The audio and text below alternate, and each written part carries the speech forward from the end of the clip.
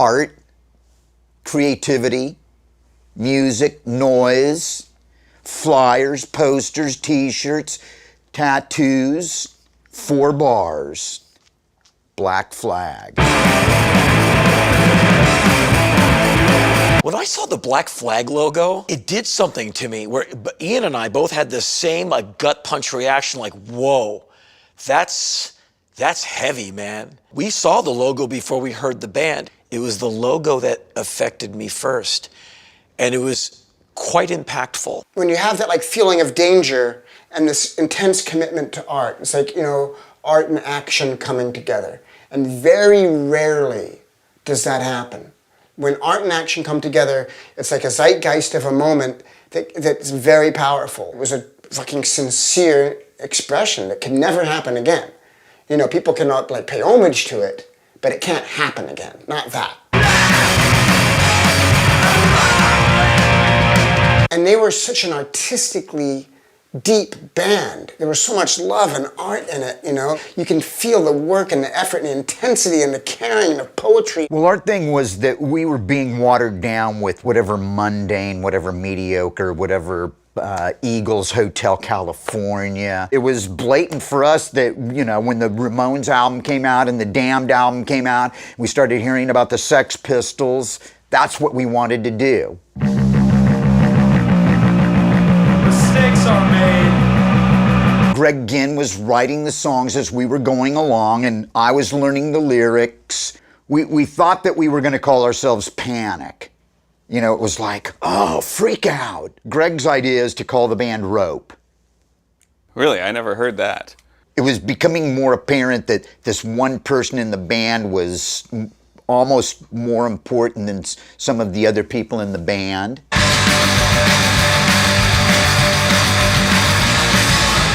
Black Flag had this amazing luck. They've got this great music, but they've got the guitar player's brother, Raymond Ginn, who is this astonishingly talented artist. You have this person making the suggestion that this is what we should call our band. And then all of a sudden, somebody else steps up, and that person stepping up would be Raymond Pettibone, presenting the logo and the name. My name is Raymond Pettibone, and I designed this motherfucking thing.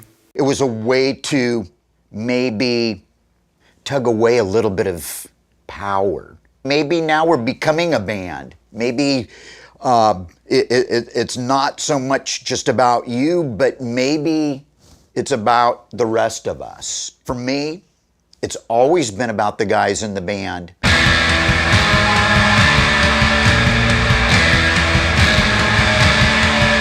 Black Flag's logo originated by one Raymond Pettibone, the amazing artist. That became synonymous with unrest, chaos, rebellion, and those pushing against anything you got. It's Raymond Pettibone is why you say Black Flag and say, well, draw their logo. Yeah, that's Ray. It's not Greg Ginn, not me, it's not any of us, it's Ray. I've met a lot of smart people in my life, like geniuses. And Ray's a genius. He's like the artistic genius. If you have a band, you have to have a name, It was just a suggestion, and, and they went with it. And he's already got the 4 bars. Well, for me, when Ray dropped the name, I was like, yes. And the bars, I go, yes, that is great. And many years ago, I'm so stupid, I asked him, I used to live on his mother's floor, so I used to see Ray all the time. We'd be sitting in his mother's living room, he's drawing away, and I'm waiting for band practice to start or something. And I said, what's the Black Flag logo? What is it? And he said, it's a flag, like waving. I was like, oh, okay, thanks. I was so embarrassed, but that's just typical me. It is a flag, but it's 4 bars, and it does suggest, waving, in the wind, or like pistons, going, or, fuck, I didn't go to design school or art school or any of that. Anyone, to depict the name Black Flag, would 90% of the motherfuckers would come up with the same scheme, The name Black Flag is memorable, because the band was so great, And it could have been called anything. It's powerful, it's different, it freaks people out, makes people uncomfortable, And that's just, Raymond doesn't give a fuck, he's a free, untethered person as an artist, I'm not gonna, ask you to give me too much credit for the name, because it could be anything really,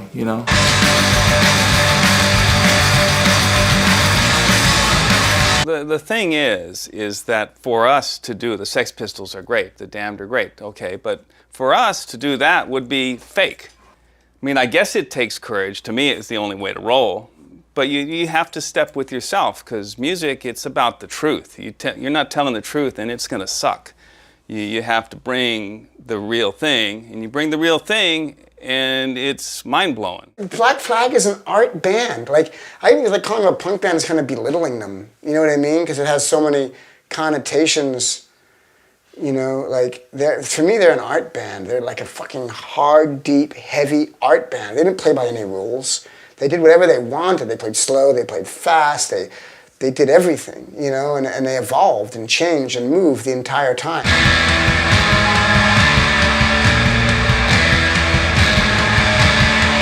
Well, Raymond was always a member of the band, whether he was playing in the band, because he was always a creative force within the band, and that is, he was always creating all of the graphic, all of the flyers, all of the artwork.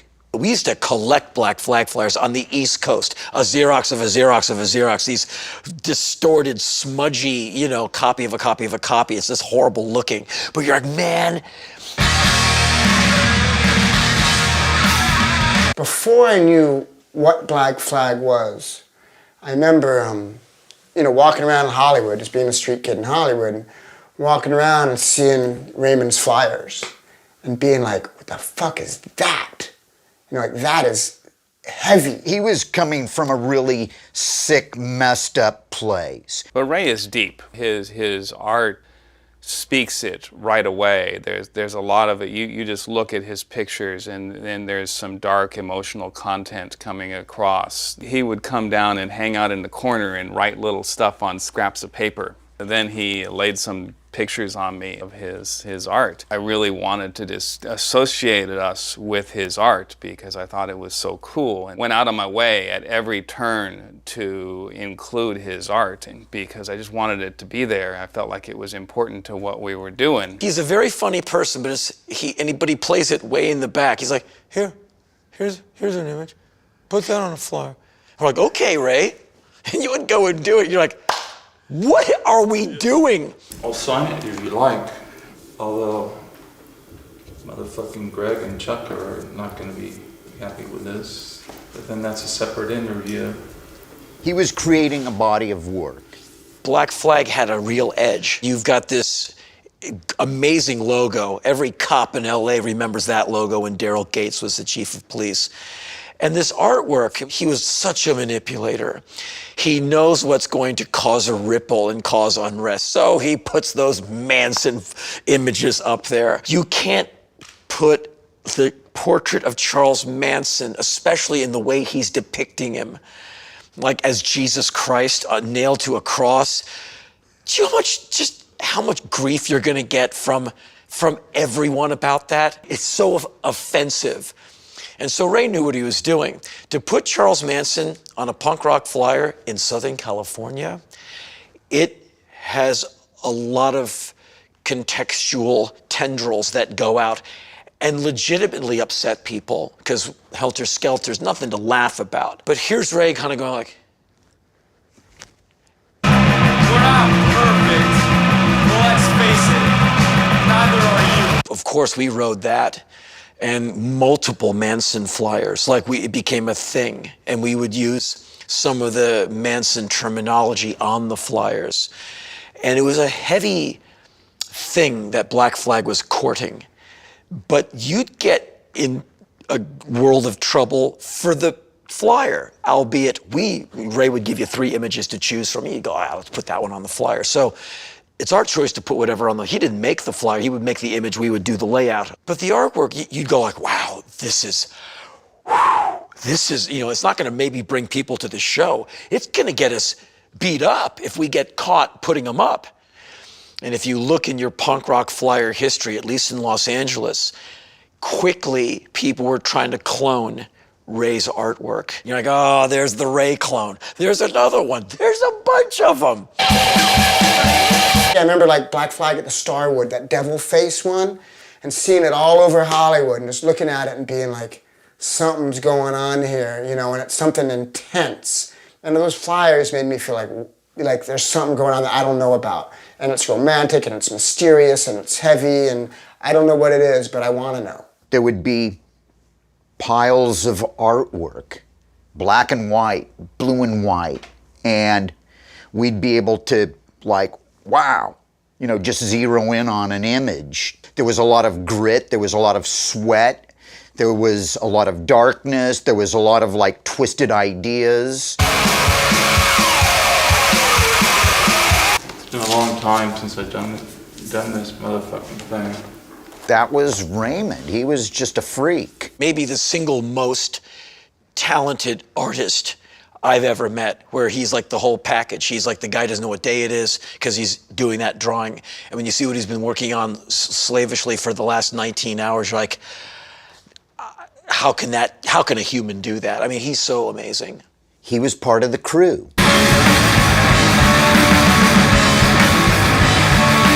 The power of the imagery and the organic liveliness of the images, it's got life to it, and it's like the sickness of California. It's not the sickness of New York. He's a cultural force. We just ran with it, and we didn't know what the repercussions were going to be. We didn't know what was going to happen in the future. We didn't know if we used an image that it was going to touch so many people or spark so many imaginations. We were just a group of guys. We were going with it. We were going for it.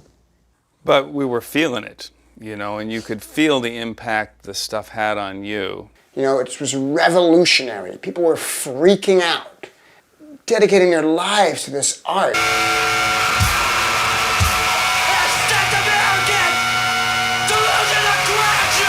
The symbol, it means as much to people as the music ever did.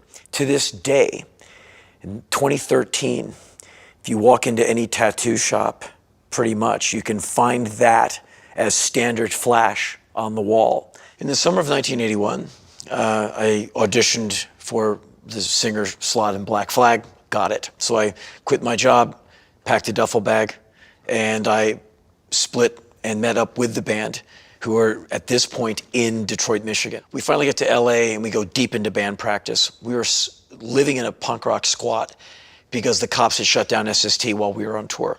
So we came back to nowhere to live. And so we called up a friend of Black Flag's. I met them all for the first time. We have nowhere to live. Can we sleep on your floor? Yes. And we're hopping with fleas by the end of the week. It occurred to me that I got to get one of them Black Flag tattoos. Dez had one and it looked so cool. And I walk in with a Black Flag flyer. I said, this is what I want, this size, right here. I said, how much? He said, how much money do you have? I said, $20. He went, $20. I was like, and he's about to start tattooing, and I look down, and he has it backwards. He has it lower, upper, lower, upper. Is that, yeah, lower, and I'm like, and I'm so polite, I almost don't want to insult him by saying, sir, that's upside down. Because I didn't want to, that's how I was raised. I finally said, well, this is permanent. I said, excuse me, sir. He went, yeah. I said, that's upside down. He went, oh, no problem. And we start again, and there it is. That was like late July, early August, 1981. And I think my arms would look really cool if that was like the only one I ever got. It's probably one of the more popular tattoos, you know, besides swastikas or whatever, you know. I read that it's the #1 tattoo of all tattoos of any specific thing. Hey, just like the USA, we're #1. All right. I've never had it repaired. A crazy fight I got in with a guy in a parking lot a couple of years later put that scar through the 4th bar as he was clawing at me as I was smashing his face into the rear of his car. When I would go to a Black Flag show, it was fucking dangerous, and you felt it. If the cops weren't gonna club you over the head, some fucking methed out skinhead was gonna kick you in the face, anything was gonna happen. Your logo, it became like, you know, the thing on your shield, and you'd go into battle, and quite often the fans would try and beat you up. I've got scars on my body, cigarette burns, cigar burns, you know, knuckles with rings on them. My eyebrows are all split open from just getting clipped in the face while I'm singing. Microphone shoved into my mouth, teeth chipped, multiple concussions, many sets of sutures in my head from ashtrays. And these are people who paid $4.50 to see you. One time that we dare tell Ray what to do, don't tell Ray what to do. I had an idea for a sticker. We want to make stuff and sell stickers, whatever. So I had, you know, I'm an idiot. So I said, I got an idea for a sticker. And the band said, what? I said, you know, My Rules is the single we just released with the, you know, My Rules. And we said, Ray, you know, draw that, man. And so Ray draws it. It's the most effeminate, limp, it's like, here, and even the middle finger's wilting. Even this is like, it's like salad left out in the afternoon. Like, even the hand is about to faint into your manly arms. And he goes, here. And we're so thick-skulled, we didn't get it. We're like, all right. And you put that on a sticker, and then you look at it, hey, man. And we're like, but thanks, Ray. Any chance he got, he would cut and give it back to us. And if you notice, there's a solid year of Black Flag flyers where it's nothing but erect penises. I swear, a good 5 shows, there's like, nude man, another nude man, bunch of nude men. Just, it was relentless. For most of the time I was in Black Flag, Ray's basic posture with us, and I love Ray, but Ray's basic posture with Black Flag was like, and he never gave us a break. There came a breaking point where someone else in the band or crew or someone at SST Records took some of his drawings without asking him and made the Loose Nut album cover from 1985. And you can use whatever you want from Ray, but ask. That's all he asks, because we're not paying him. And one of us just took the artwork, not me, used it for the front cover of the Loose Nut album, tinted Ray's skin. It was a self-portrait with him with 2 girls. You can see the album anywhere. And made a lyric sheet on the inside, cutting out the drawings and taking the heads. I think that was Bill, our drummer. That was his artistic input. Floating the heads, and the whole thing, as a finished pressed record, was given to Ray. Like, done. It's in the stores. Here's your copy. Ray saw this, and that was it. Broken Arrow. And that was the last time you'll see Raymond's artwork on a Black Flag record. So I'm living at his parents' house, sleeping on a floor down the hall from Ray. I come in one day, and back from the printing press, there's 2 piles of 11 by 17 posters. Ray has parodied the Loose Nut album cover, one of Greg, one of Chuck, with like snide remarks, and he's gonna give them away for free. And he's got like 1,000 of each. And I said, Ray, he's mad. I said, can I have a couple of those? Like, yeah, go ahead. So I took like 2 or 3 of each, me being archival boy, and I put them in my little room. Greg comes in to eat some food at his parents' house, sees them, and just goes, that's it, and takes them. Just like, those are mine now. Takes the rest of them away. They never got circulated. And that was the breaking point. And I don't know how much they've ever spoken to one another ever again. We were changing things, and we saw from the church groups who protested us, the plainclothes cops who had come to our shows and camp out outside of SST. We knew we were making a difference. And while I don't think we were important, I knew we were onto something. And we never didn't make us think that we're any big damn deal at all. But we knew we were making ripples in this otherwise placid pool.